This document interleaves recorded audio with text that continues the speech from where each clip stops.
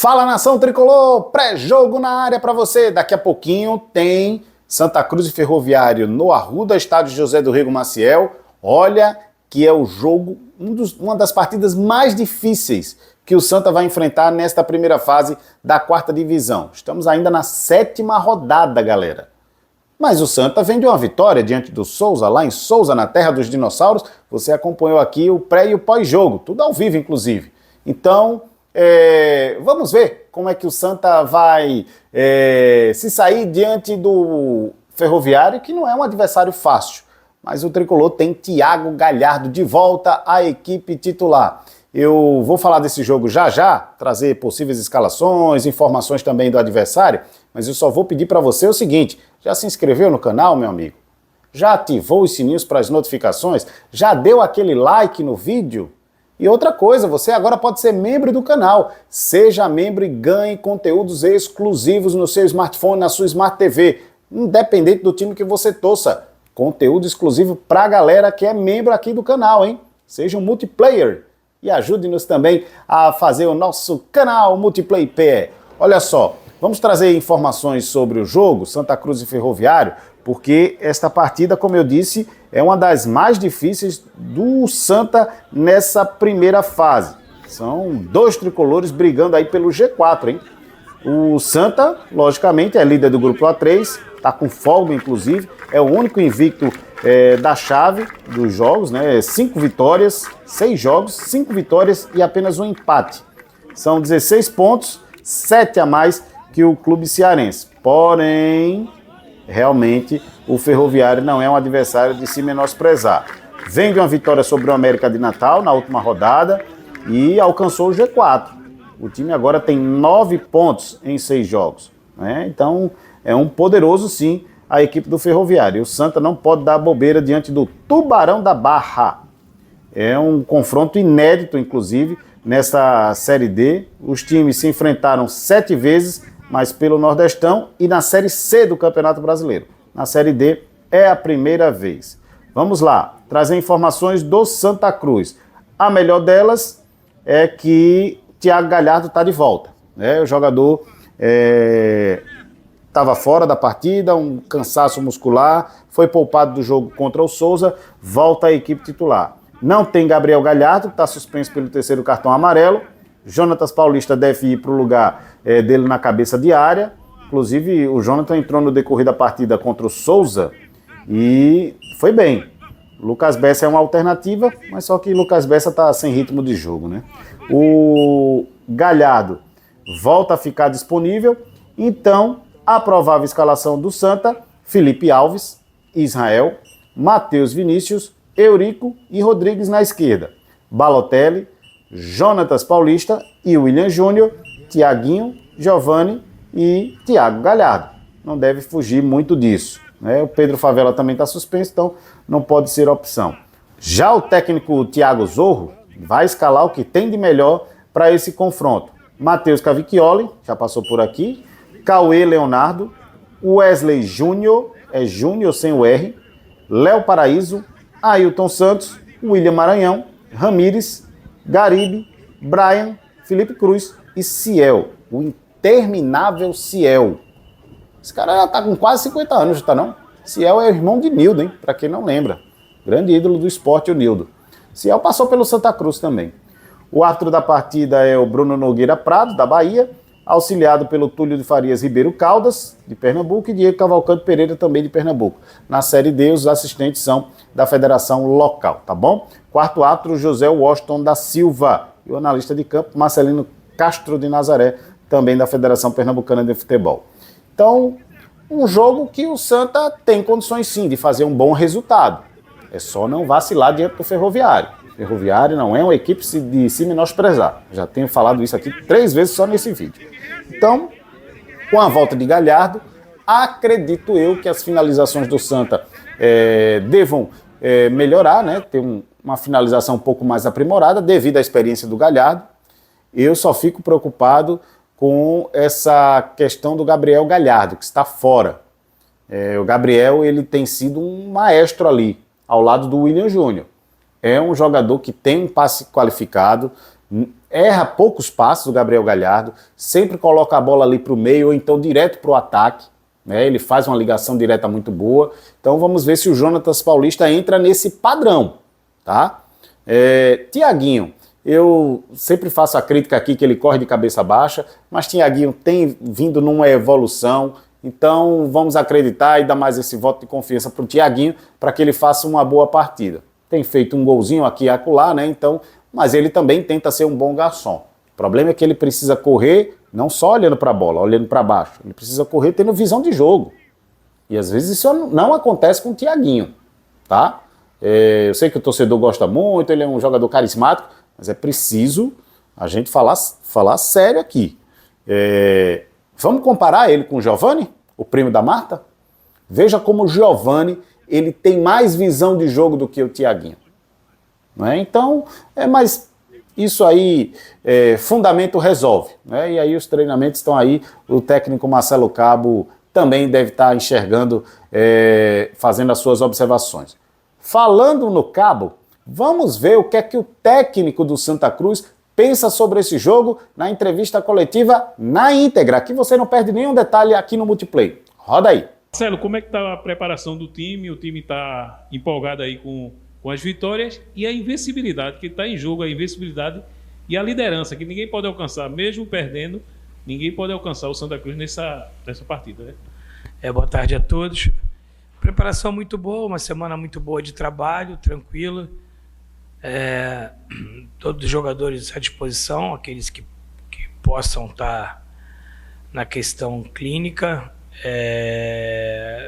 Uma semana que deu para recuperar bem os jogadores da viagem e a gente preparando uma equipe forte, competitiva, porque a gente vai pegar uma equipe diante que as nossas observações tiveram, talvez a equipe que taticamente vai nos trazer mais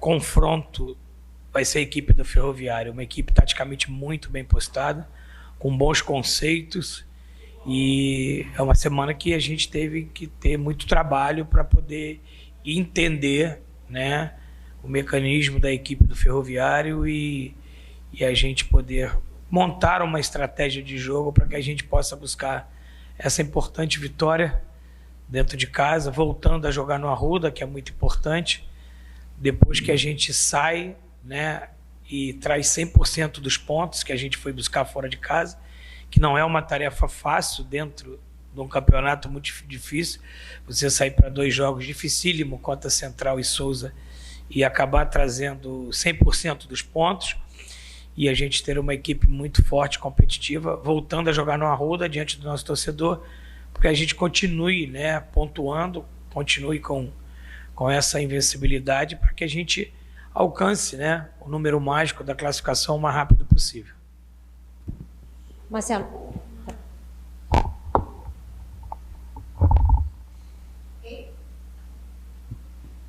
Professor, boa tarde.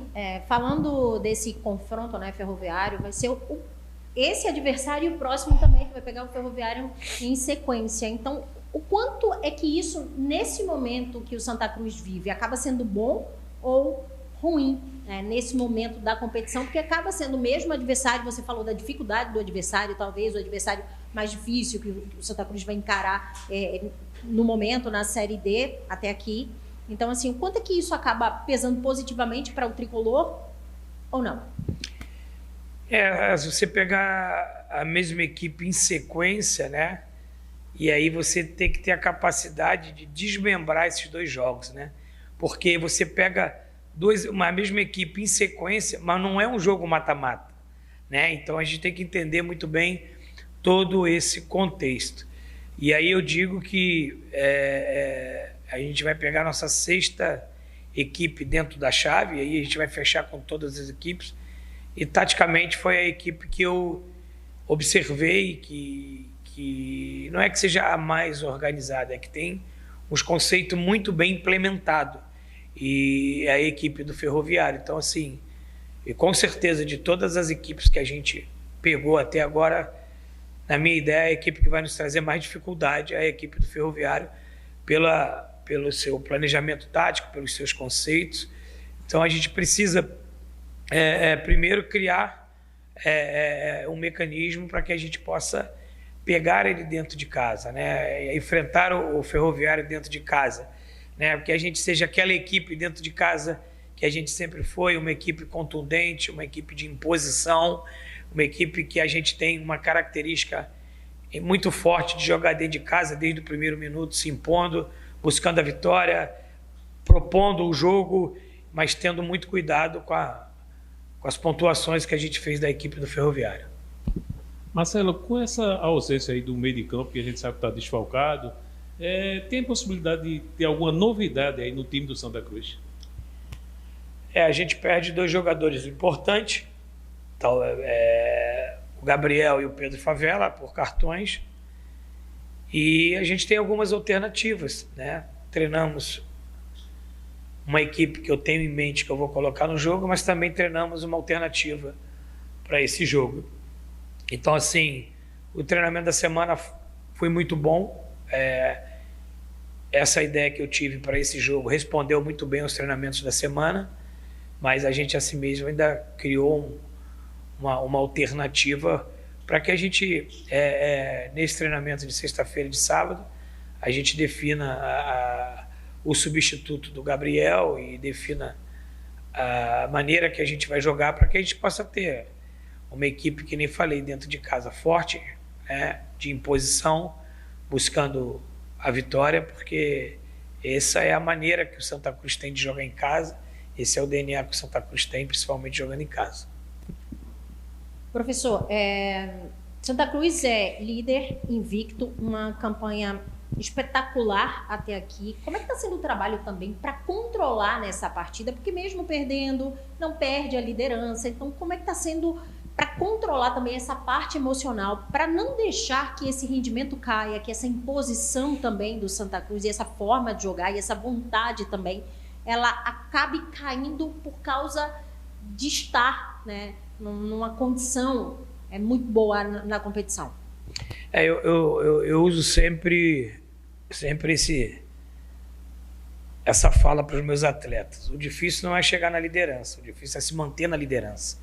Então hoje a gente vai ter que trabalhar muito mais para nos mantermos na liderança, porque tem 6 times querendo bater a nossa liderança. Então é uma coisa que eu converso com eles muito durante a semana, nas nossas reuniões, e a gente adquiriu esse protagonismo, ele não caiu do céu, né? Eu tenho certeza que o Santa Cruz, antes de estrear no campeonato, a expectativa era uma e agora a expectativa é outra. Eu me lembro que antes da estreia falavam que o nosso grupo, e é realmente, para a minha visão, o grupo mais forte da competição.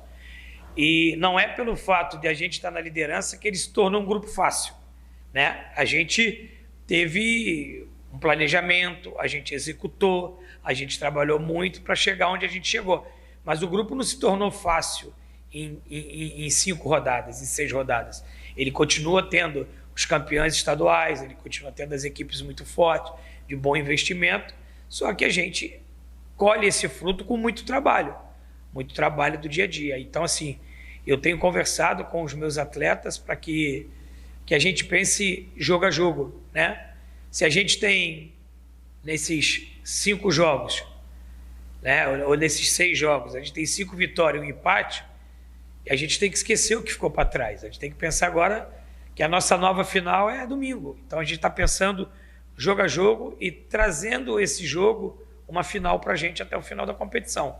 Então a gente tem preparado a gente para cada jogo. A gente vai jogar esse jogo ferroviário como se ele estivesse estreando no campeonato.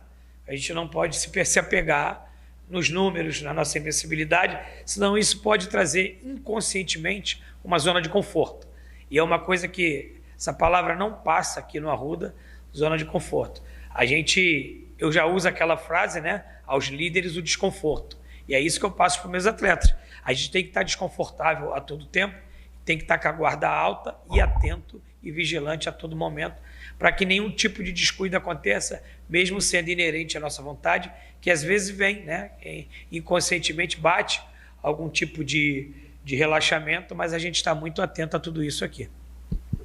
Marcelo, quanto à torcida do Santa Cruz, quando você chegou aqui, eu acho que você tinha perspectiva da torcida, como era, mas superou a sua expectativa com essa torcida que incentiva em todos os jogos. Ele está jogando fora, leva torcedor também. O que é que você fala para essa torcida que está sempre presente?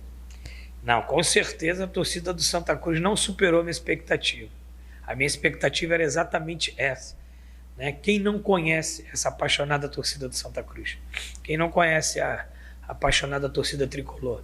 Então, assim, eles só reafirmaram aquilo que eu já tinha em mente e em pensamento. Uma torcida apaixonada, uma torcida com engajamento impressionante, o 8º maior público do Brasil, mesmo estando na 4ª divisão do Brasil.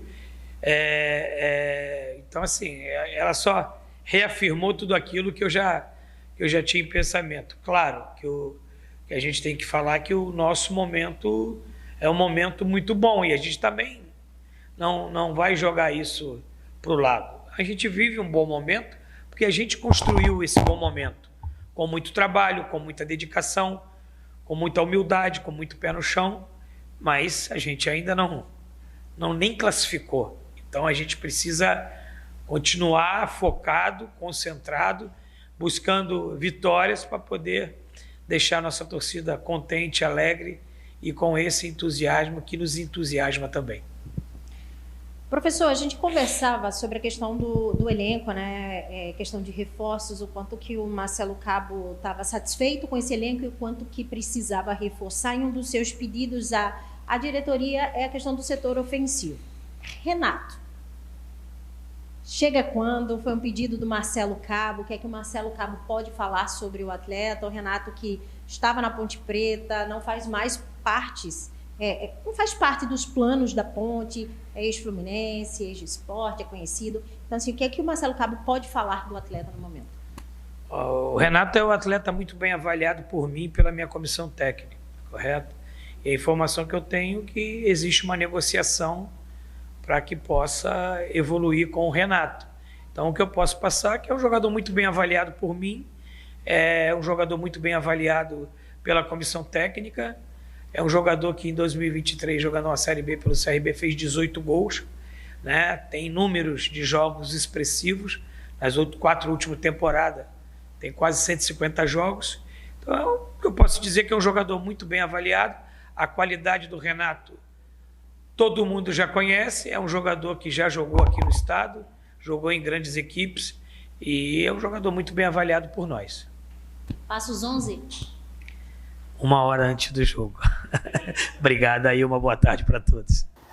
É isso, meus amigos. Boa sorte para o Santa Cruz. Espero que o Mundão do Arruda esteja lotado.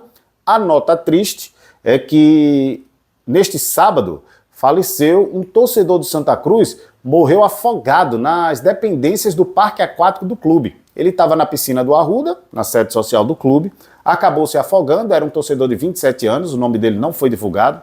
As imagens estão aí já da tentativa de socorro que foi feita por parte do Bombeiro Civil que trabalha no Santa Cruz. Este Bombeiro Civil acionou o SAMU e o Corpo de Bombeiros. O SAMU chegou para tentar fazer os primeiros socorros, mas infelizmente o torcedor não resistiu e faleceu. Santa Cruz, inclusive, enviou uma nota para nossa redação falando a respeito desse fato. Primeiro, lamentando, né, com profundo pesar o que aconteceu com o torcedor. A nota diz que a situação foi identificada no momento pelo Bombeiro Civil, que estava de plantão, que prestou os primeiros socorros e acionou o SAMU, e que o torcedor veio a falecer. O clube diz que está acompanhando de perto todos os desdobramentos e aguarda o parecer do Instituto Médico Legal para mais informações oficiais sobre a causa do falecimento. O Santa diz ainda na nota o seguinte: neste momento de dor, o Santa se solidariza com os familiares e amigos, colocando-se à disposição para prestar todo o apoio necessário. Mas as imagens foram claras, né? Dá para ver que tem realmente um bombeiro civil atuando ali naquele socorro, naquela emergência, tentando fazer a massagem cardíaca, mas infelizmente o torcedor acabou falecendo. Fica aqui nosso pesar, a gente se solidariza com a família, com todo o clube, e que o IML, assim que divulgar o laudo, o Santa se posicione também e as investigações elas vão continuar, tá certo? Gente, fica aqui a nota triste, mas desejando também boa sorte para o Santa Cruz no jogo contra o Ferroviário. Acredito que tenhamos aí 1 minuto de silêncio, tenha tempo hábil do Santa solicitar esse 1 minuto de silêncio antes da partida, e que o torcedor respeite, logicamente, essa tragédia que aconteceu nas dependências do Clube Coral. Ainda hoje, aqui no canal, as informações sobre esse jogo, os melhores momentos, os lances e a entrevista coletiva do técnico Marcelo Cabo, também na íntegra, você vai acompanhar aqui no Multiplay. Tá legal, torcedor? Bom domingo, bom jogo pro Santa.